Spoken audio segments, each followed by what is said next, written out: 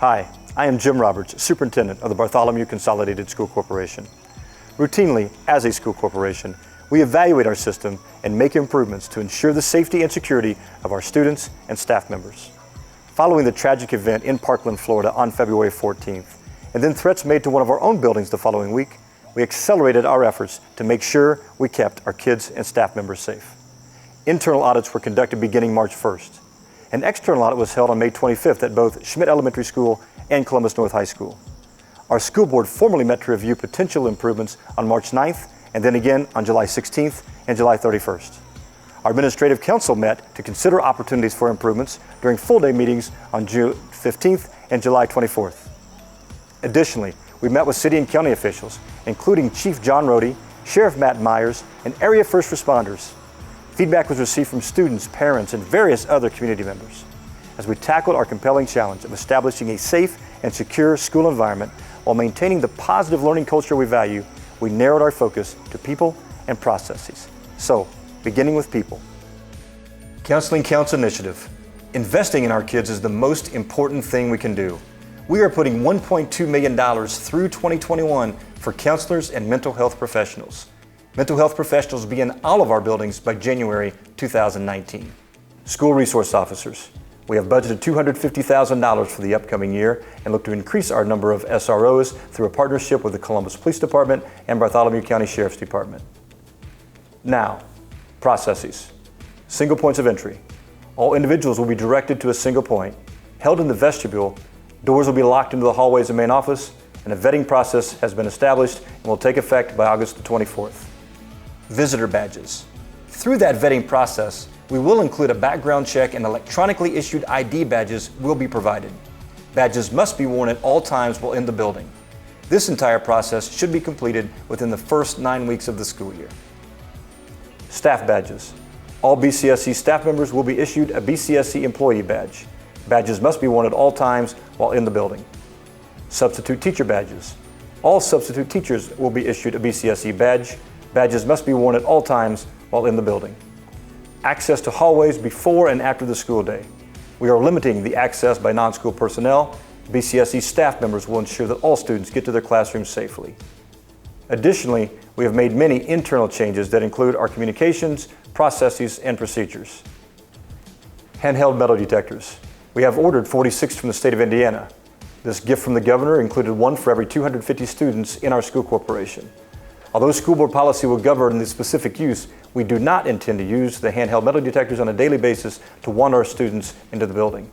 One great thing about these metal detectors is they can also serve as a community resource as needed. Now, Dr. Brett Bozeman, our Director of Operations, Julie Quisenberry, School Resource Officer, and Larry Perkinson, Employee and Student Assistance Coordinator, will provide additional insight for our safety and security efforts.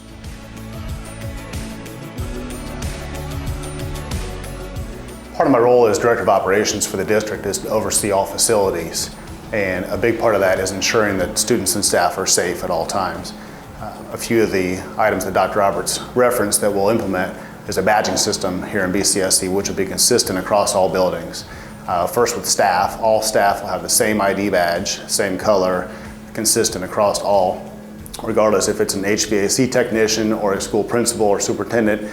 Everybody had the same ID badge that would be linked then to the door access system.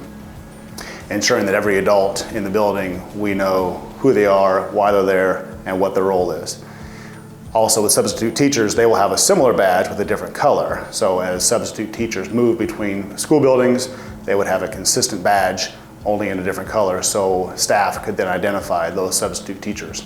Additionally, visitors entering the school building that would proceed past the main office to have lunch with their child, visit with the teacher, etc., would give their driver's license to the administrative assistant to run against a background check.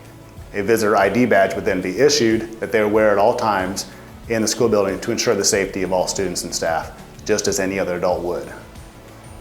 Myself and Officer Eric Stevens are the school resource officers for Bartholomew Consolidated School Corporation. And one of our main roles here is to bridge the gap between law enforcement and youth, which means we get to come to work every day and build relationships with young people as a priority. We also observe the NASRO triad, and that is the National Association of School Resource Officers. And the triad includes being a police officer, a teacher, and an informal counselor. And we're really happy to announce this year that we're going to have 3 additional school resource officers in our community. And on a day-to-day basis, what that really means is that our kids are going to have more interactions with law enforcement in a positive way. Our officers are going to be in and out of the buildings, building relationships and having contacts with students and staff. And it's a major win for schools that are outside of city limits also, because sometimes officers don't get out that way. So now that will not be a barrier. I am very fortunate to work with so many people, so many agencies in our community who seek to build opportunities, create hope for families. Our community, like others, has barriers. They include but aren't limited to alcohol, tobacco, and drugs, issues related to homelessness, suicide ideation, and mental health. We have folks who spend a portion of every day trying to find a way to help someone with each of those problems. In 2001, I was a part of the first graduating class of the Indiana School Safety Specialist. That's led to multiple trainings a year, and it's also led to opportunities for me to create safety plans and put those in place. I spend the beginning of each school year editing and rewriting at times our school safety and crisis plans. That includes, we do that yearly, and that includes a desktop version for the teachers that we do every 2 years. I meet with law enforcement once a month, and we take those moments to talk about what we actually see.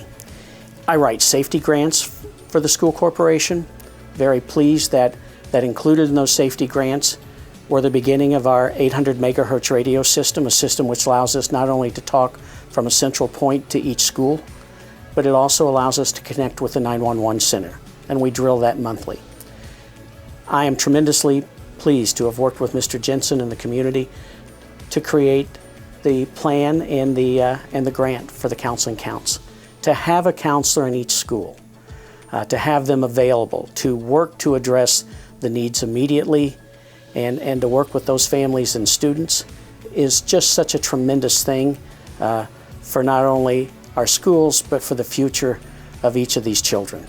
I hardly scratch the surface of what daily calls or monthly meetings might include, but I would tell you to live in a county where we know that we can contact the 911 center, to work with the police, to contact a counselor or the hospital on any given day or moment, 24/7. That just says a lot for what we have the opportunity to do and for the vision that this community has for the safety of its children.